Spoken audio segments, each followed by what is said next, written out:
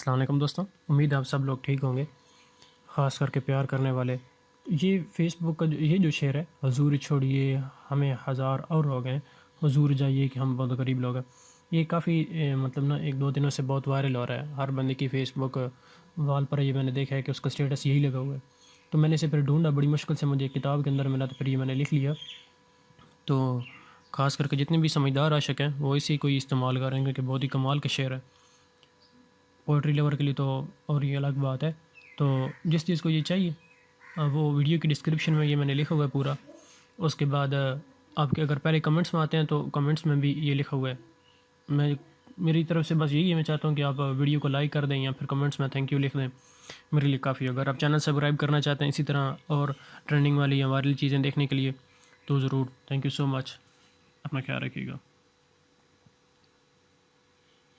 अल्लाह हाफ़िज़।